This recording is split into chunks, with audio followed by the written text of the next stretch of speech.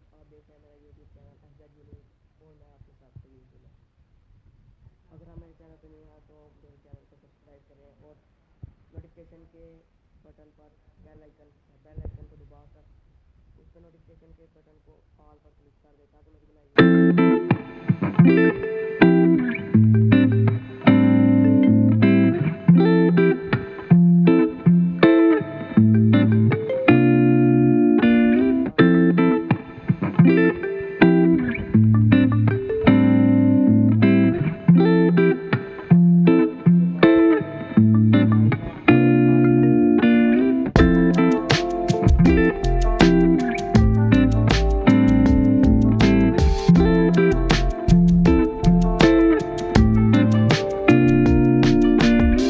ये दुकान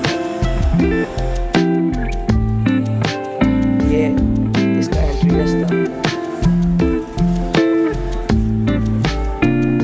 ये पीछे सारी बड़ी दीवारें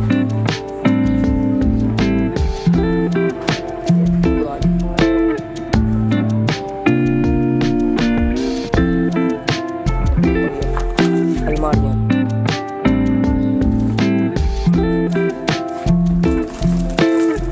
ये शायद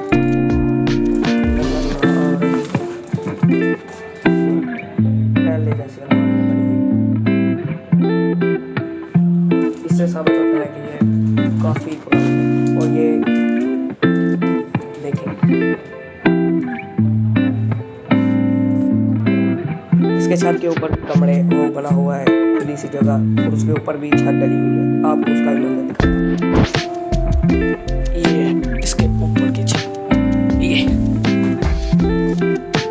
देखिए ये छत और ये दीवार खिड़कियां बनी हुई पुराने जमाने की काफी पुरानी। ये आगे ये लगाया हुआ है इन्होंने खुद। ये भी वो खिड़की पुरानी है। ये ऊपर वाली छत है और इधर से ये अंधेरा काफ़ी है लेकिन मुझे नज़र आता है। ये नीचे ये हमारा नीचे वाला फ्लोर है। ये दुकान तब बनी थी जब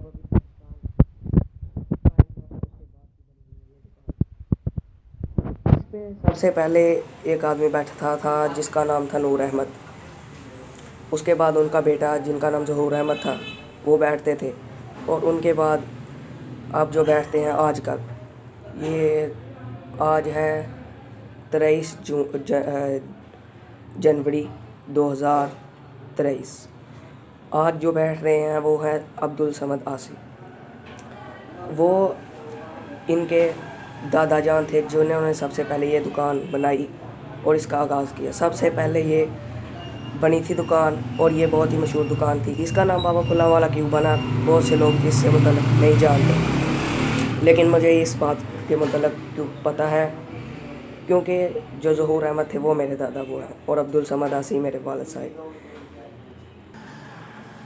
और ज़हूर अहमद के जो वालिद साहब थे उनका नाम है नूर अहमद। वो कढ़ाई का काम करते थे। नीचे मैंने मशीन भी अभी दिखाता हूँ। फिर दोबारा जाके उस मशीन के ज़रिए वो कपड़ों के ऊपर फूल बनाते थे, पर्दों के ऊपर ऐसे फूल बनाते थे, इसलिए लोगों ने उनको फूलों वाला या बाबा फुल्ला वाला कहना शुरू कर दिया।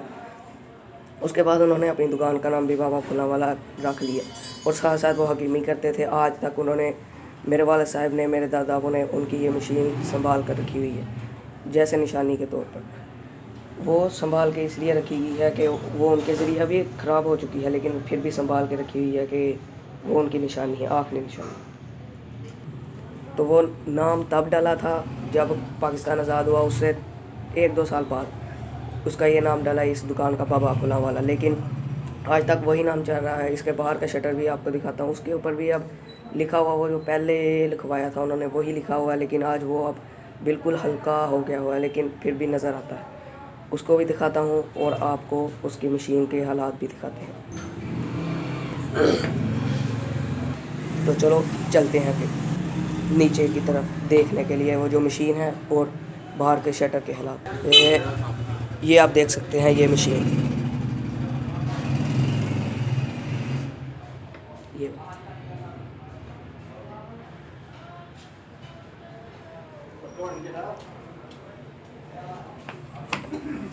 ये इधर से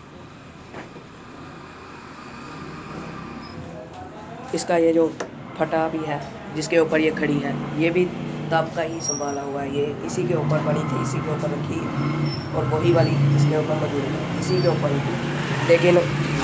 लेकिन ये अब ख़राब हो चुकी है, अब इसकी मोटर सड़ चुकी है, अब नहीं ये चलती। अब ये देखें शटर।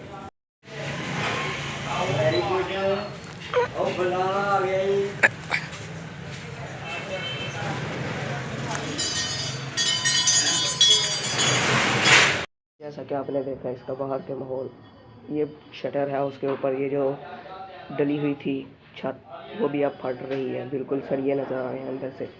लेकिन फिर भी वो इतनी मजबूत है कि उसके ऊपर चढ़ कर अगर छलांगे भी मार जाए फिर भी वो टूट नहीं सकती। वो डबल स्टोरी है। इसकी पहले वाली छत जो है वो ज़्यादातर ख़राब हो चुकी थी, उसके बाले टूट गए थे, उसके बाले भी अब नए डाल दिए। लेकिन मैं उम्मीद करता हूँ कि ये दुकान काफ़ी देर तक अब चलेगी इंशाल्लाह। मैं उम्मीद करता हूँ आपको ये मेरी वीडियो ज़रूर पसंद आई होगी। आप मेरी वीडियो को लाइक करें, शेयर करें और आखिर पर मेरे चैनल को सब्सक्राइब कर दें। आखिर पर मैं एक चीज़ दिखाना भूल गया, वो जो ज़हूर अहमद थे जो मेरे दादा, वो उनकी एक तस्वीर भी है यहाँ पे मौजूद, वो भी आपको दिखा देते हैं। ये ऊपर लगी ये आप देख सकते हैं, ये मेरे दादा।